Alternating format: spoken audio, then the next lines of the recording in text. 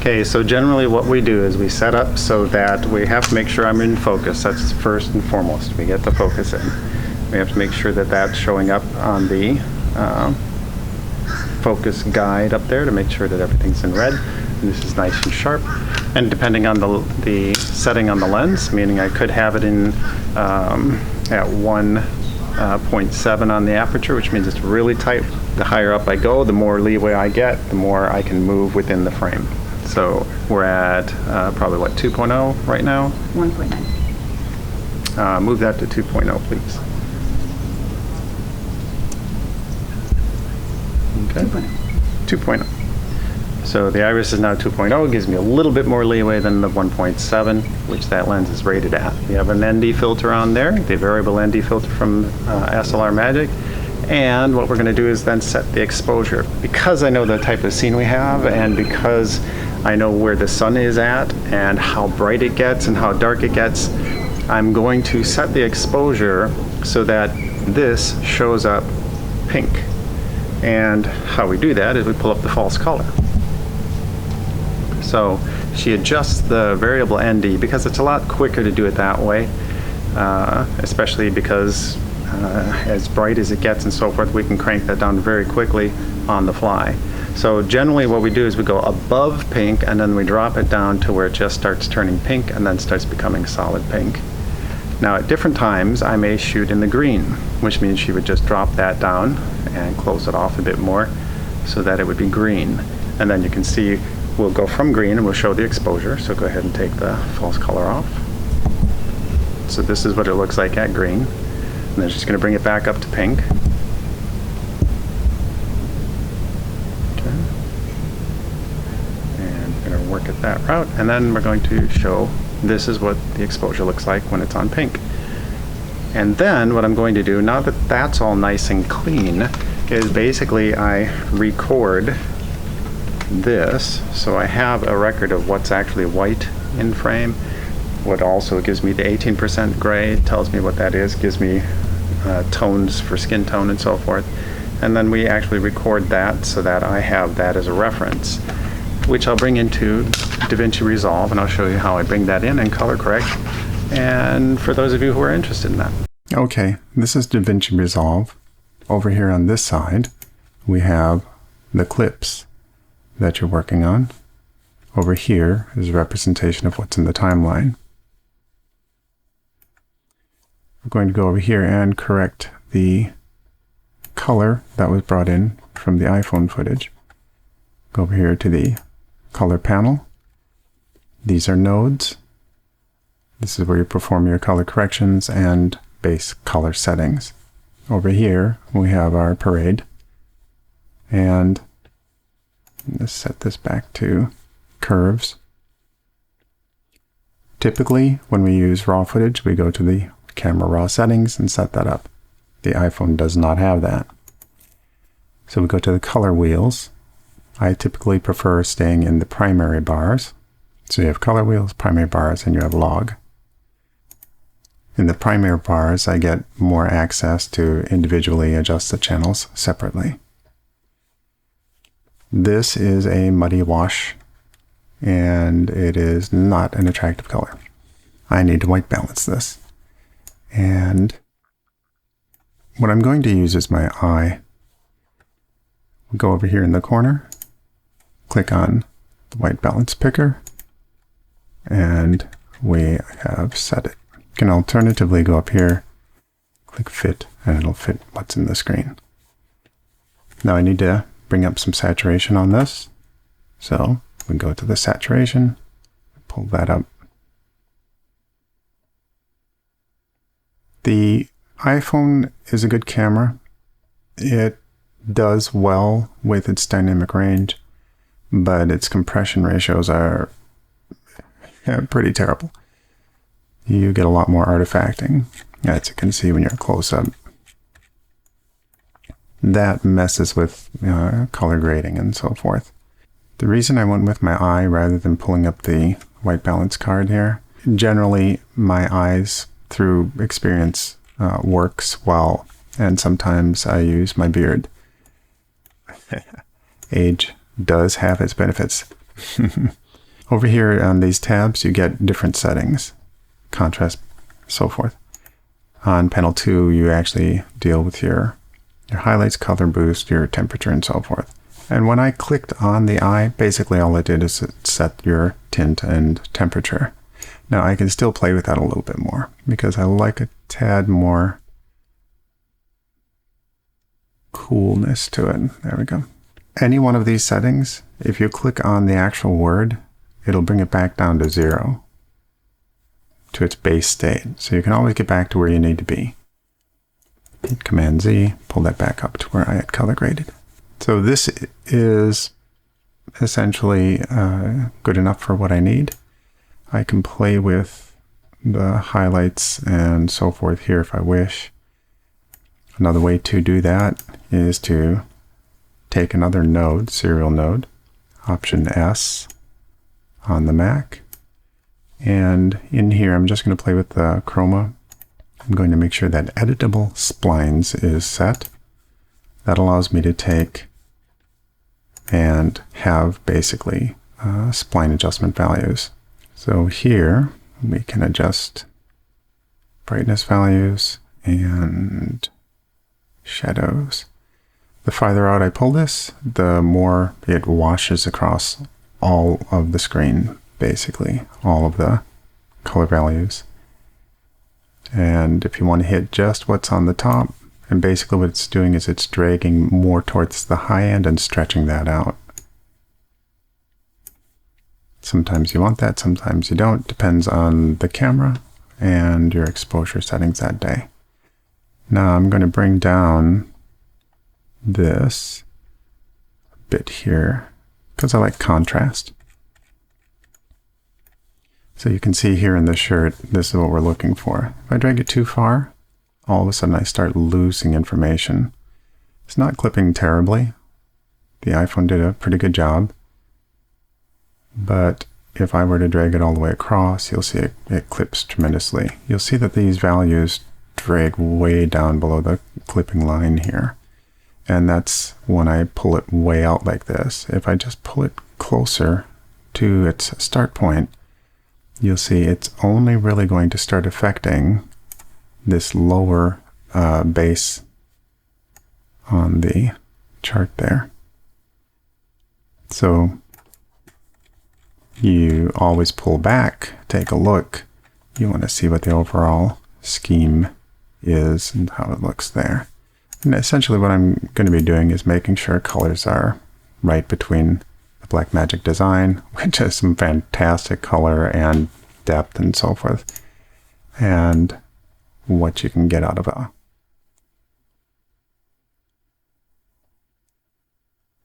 There we go. That's actually pretty good. The most I'm going to do here is just increase saturation. I'm going to go back to my first panel and play with the saturation a bit more. There we go. That'll get me my representation.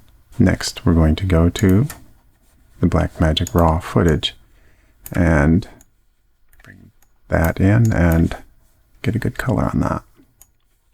I'm going to just drag it in, and you can see the exposures set fairly nicely. It's basically tuned to the white balance that you have set.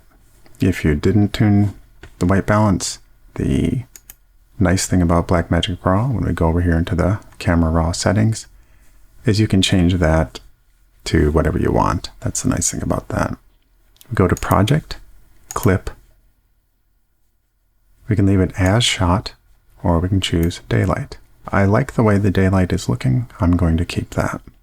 Color space, we set to Rec 709. That's typically for YouTube presentation, so I'm going to leave it like that. I'm also going to increase the highlight recovery. Now what you're going to see over here on the parade, you see the intensity on this. And when I hit highlight recovery, it actually extends it beyond. So that's the nice thing about the dynamic range that you can get with a Blackmagic RAW, is you can recover more things in the highlight areas. Basically, things that would clip normally, you can recover. So, color panel, The primary bars allow me to individually adjust the channels separately from each other, also where they don't affect each other, as well as adjust the luminance. So what I've got is a fairly good representation here. I need to bring some of these down and to slide this down to the bottom. I typically do it this way. I drag the saturation down. That puts everything on an even par. And then I take the lift and I drag that down. Essentially I want things to start touching the bar down here. Now this is too high, so I'm going to go to the gain. I'm going to drop that down a bit. I can do this in two different ways. One is stay in this where I've got no saturation. Click Option S on the Mac and start adjusting my values so that I get a contrasty look from here. Or I can simply delete this node, raise my saturation back up,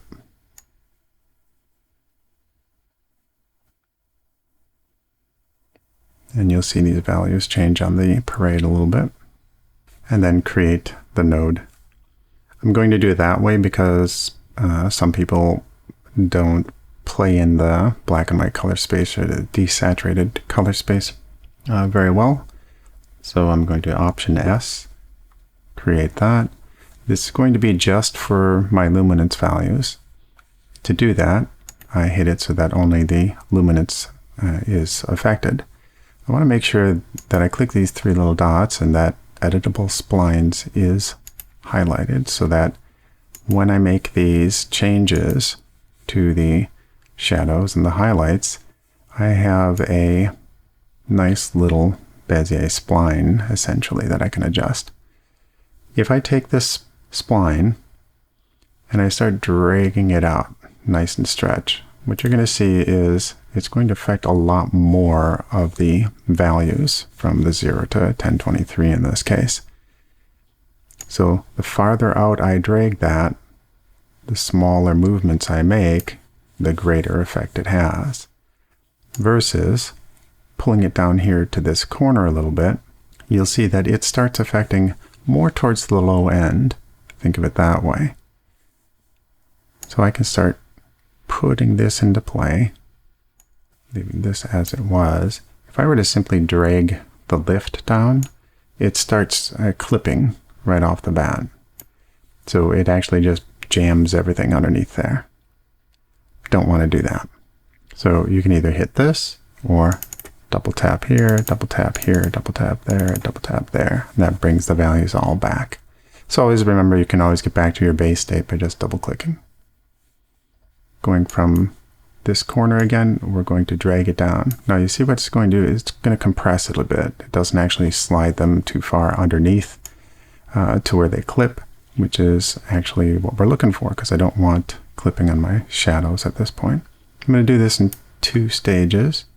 I'm going to go to my highlights now because I want to maintain some clarity and brightness across the image.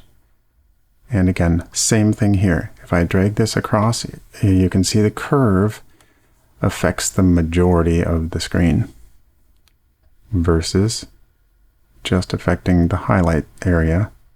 And essentially what I'm trying to do is stretch this into the highlight area a little bit more. And what you're going to do is you're going to actually get an S-curve here. This is what occurs. So when you're looking for more filmic imagery, that's the contrast curve that you're looking at, which is an S-curve. Now this goes so far, I can, I like it, but it's not as contrasty as I prefer.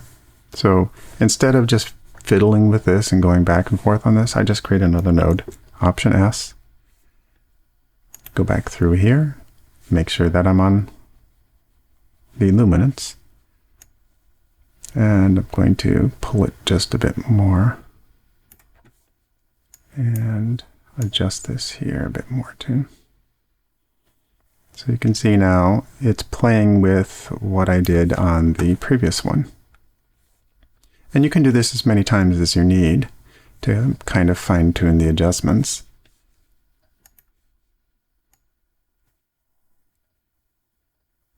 Now it's still a bit muddy, So meaning, and when I say muddy for Blackmagic Design BRAW footage, that means more red in the channel, kind of turning it brownish.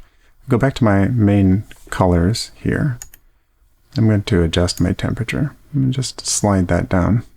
That's going to get rid of that muddiness and put it more towards a cooler spectrum.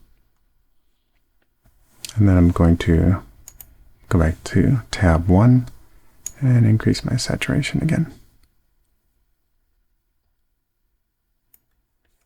So right now it's actually not looking bad. I pull up the full screen. It's really rather nice. It's not too bad on any line. It's got a little bit more red than I care for, but you'll see the difference here. There are color variations between anybody's skin. We have more blood flow in certain areas. We have the knuckles of the hand from hitting things will be a little bit more red sometimes. Those variations are important because we are just not all one skin color. And that's black people, Asian, it doesn't matter. There are variations to this. So I wanted to drop out some of the red yet. And to do that, and here's how you can play with things. I'm going to just drag these over. I'm going to hit another S. This is one that I may delete, so I'm going to keep it in there. But if I want to make adjustments that aren't going to screw up what I've already done, I just create another serial node. It's a lot easier to do this. Then I go into the base on the red here and pull that down a tad. You can see it's already changed. So I hit the number 4, which is the 4th panel, 4th node created. I can turn that off and on. And you can see the difference between what was set up in the shadows. I just changed that color. It helps bring out the green a little bit more, and I prefer that. So we're going to also a little bit more on saturation.